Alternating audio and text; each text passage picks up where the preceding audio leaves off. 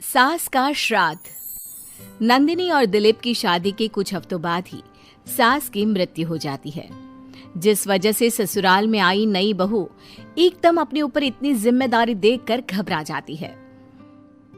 मुझे घर गृहस्थी के बारे में कुछ नहीं पता, सब कुछ कैसे संभालूंगी? मैं तो किसी रिश्तेदार को ठीक से जानती तक नहीं। अगर कहीं कोई गलती हो गई तो लोग क्या कहेंगे? नंदिनी, तुम बेमतलब इतना टेंशन ले रही हो। घर में हम दोनों के अलावा कोई है नहीं। जैसा भी काम करो कोई जज करने वाला नहीं है। रही बात रिश्तेदारों की तो उन्हें मैं संभाल लूंगा। पति का सपोर्ट देखकर नंदिनी के अंदर हिम्मत आ जाती है। अब दोनों मिलकर एक दूसरे को संभालते हुए आगे बढ़ने लगते हैं। इसी तरह 1 साल बीत जाता है और श्राद्ध के दिन शुरू होते हैं। नंदिनी के पास सास की बहन का फोन आता है। बहू, पता है ना, श्राद्ध शुरू हो गए। जी मौसी जी, मुझे पता है। तो फिर सास का पहला श्राद्ध कब करोगे? पंडित जी से बात की? कोई तैयारी की? मौसी जी, मैं कल ना पंडित जी के पास चली जाऊंगी। ठीक है, बात करके सब अच्छे से तैयारी करना। हाँ, किसी भी रीति रिवाज में कमी नहीं रहनी चाहिए। नंदिनी मौसी सास की बात पर तो हाँ बोलकर फोन काट देती है, लेकिन फिर रीति रिवाज और श्राद्ध के बारे में कुछ पता ना होने की वजह से दोबारा टेंशन में आ जाती है। शाम को दिलीप के घर वापस आते ही उस पर अपने सवालों की बारिश शुरू कर देती है। आज मौसी जी ने फोन करके मम्मी के श्राद्ध के बारे में बोला। हाँ, मुझे याद है। तुम पंडित जी से बात कराओ, बाकी फिर वैसे ही तैयारी कर लेंगे। वो तो मुझे पता है, लेकिन मौसी जी ने साथ में रीति रिवाज के बारे में भी बोला, और इस घर के किसी भी रिवाज के बारे में मुझे कुछ भी नहीं पता। देखो, इतना सोचने की जगह जैसा पंडित जी बोले वैसा कर लो, सब सही होगा। अगले दिन दिलीप के ऑफिस जाते ही नंदिनी घर के बाकी सब काम छोड़ पंडित जी के पास जाती है, जो उसे श्राद्ध करने की तारीख के साथ क्या और कैसे करना है सब कुछ अच्छे से समझा देते हैं। घर वापस आते ही नंदिनी मौसी सास को फोन करती है। मौसी जी, 2 दिन बाद मम्मी का श्राद्ध रखा है। ठीक है, आ जाऊंगी। और पहला श्राद्ध है, इसलिए पूरे परिवार को बता देना। सब साथ में पूजा करेंगे तो दीदी को अच्छा लगेगा। मौसी के कहे मुताबिक नंदिनी सबको इन्फॉर्म कर पूजा की तैयारियों में लग जाती है। 2 दिन बाद पूरा परिवार उनके घर इकट्ठा होता है और देखते ही देखते सबके बीच गृह युद्ध शुरू हो जाता है, जिससे नंदिनी और दिलीप की परेशानी कम होने की जगह बढ़ जाती है। तुमने तो बोला था कि परिवार इकट्ठा होगा, सबके साथ काम कैसे निपट जाएगा पता भी नहीं चलेगा। यहाँ तो मुझे ऐसा कुछ होता नहीं दिख रहा। हाँ, क्योंकि हमें ज्यादा कुछ पता नहीं और परिवार तो यहाँ आ चुका है, इसलिए जो भी है अब इनके वापस जाने तक तो हमें सहना ही पड़ेगा। रही बात काम की, तो मैं हूँ ना। तुम ना बस परिवार संभाल लो, काम मैं देख लेती हूँ।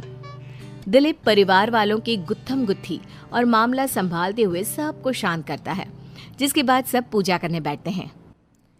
बोलो भला, श्राद्ध वाले दिन इंसान की पसंद का खाना बनता है और भाभी को खीर जान से ज्यादा पसंद थी, पर बहू तुमने तो वो बनाई ही नहीं। वो एक्चुअली मुझे खीर बनानी नहीं आती, कुछ खराब हो जाता तो बहुत नुकसान होता, इसलिए नहीं बनाई, लेकिन बाजार से मंगवाई है, कुछ देर में आ जाएगी। ऐसी तो आजकल की लड़कियां हैं जिन्हें सास की खुशी से ज्यादा नुकसान की चिंता है, जो खीर तक बाजार से मंगवाती है।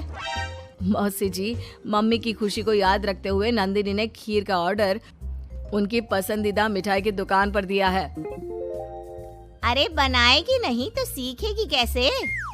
माफ करना मौसी जी, लेकिन आज पूरे परिवार का खाना बना है और ऐसे में प्रैक्टिस के चलते मैं इतने सारे लोगों के लिए खीर बनाती और अगर जरा भी गड़बड़ हो जाती तो बहुत खाने का नुकसान होता ना, जो अच्छा नहीं होता।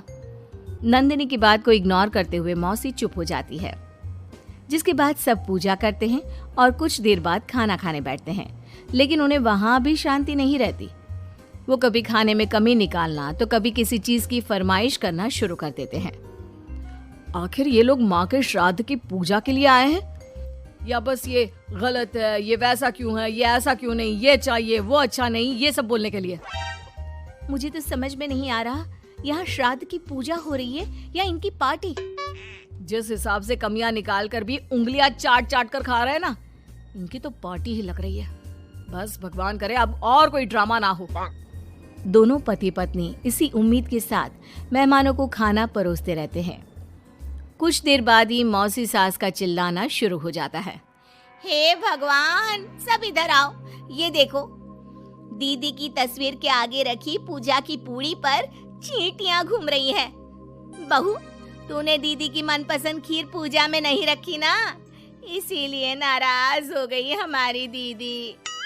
मौसी, आप सबके मन में इस तरह के अंधविश्वास मत भरो। अरे उन्होंने कुछ गलत नहीं बोला। पहले तेरी पत्नी ने घर आते ही हमारी भाभी को ऊपर पहुंचा दिया और अब उनकी आत्मा को भी शांति से नहीं रहने दे रही। इसी के साथ एक एक कर घर में सब अपनी राय देने लगते हैं, जो कुछ ही देर में एक बड़े मुद्दे का रूप ले लेता है, जिसमें सबकी बात और इल्जाम घूम फिर कर नंदिनी या दिलीप पर ही आते हैं।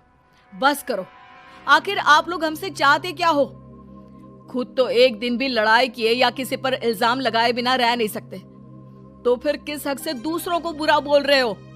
वो बेचारी जिस दिन से इस घर में आई है सबको खुश करने की कोशिश करती रहती है, लेकिन आप सब उसे टारगेट करने के अलावा कुछ नहीं करते। मौसी जी, आप इतने विश्वास के साथ कैसे कह सकती हैं कि मम्मी नंदिनी से ही गुस्सा है? क्योंकि अभी आप लोगों की हरकतें भी कोई प्यार करने के लायक नहीं है। दिलीप को पहली बार इतने गुस्से में और चिल्लाते देख मौसी के साथ पूरा परिवार चुप हो जाता है। आप लोगों को मुझे जो बोलना है बोलिए, फर्क नहीं पड़ता, लेकिन प्लीज मम्मी के लिए मेरे या दिलीप के प्यार पर उंगली मत उठाइए। माफ करना पर यकीन नहीं होता, एक ही परिवार में लोगों के बीच इतनी कड़वाहट कैसे हो सकती है?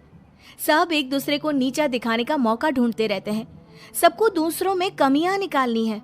क्यों? रही बात चींटियों की, तो बस वो तो पूड़ी पर रखी चीनी ले जा रही हैं। आखिर उन्हें भी तो अपने खाने का इंतजाम करना है। नंदिनी और दिलीप की बातें सुन परिवार में सन्नाटा छा जाता है।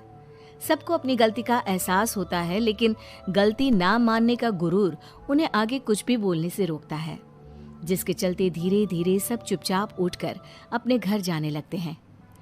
अरे सारे कहाँ उठकर चल दिए?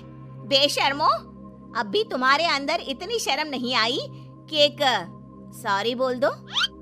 हमने बहू को न जाने कितना परेशान किया, फिर भी उसने पलट कर किसी को कुछ नहीं बोला। नंदिनी, हमें माफ करना। इस साल तो हमारी वजह से सब खराब हो गया, पर वादा करती हूँ अगले साल सब इस परिवार का नया रूप देखेंगे। फिर मैं भी वादा करती हूँ कि अगले साल सबको अपने हाथ की बनाई बढ़िया खीर खिलाऊंगी।